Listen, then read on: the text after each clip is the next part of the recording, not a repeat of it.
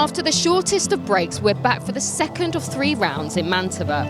The track has been given a minor facelift for this one, just to keep the riders on their toes for this 10th round of the 2020 FIM Motocross World Championship.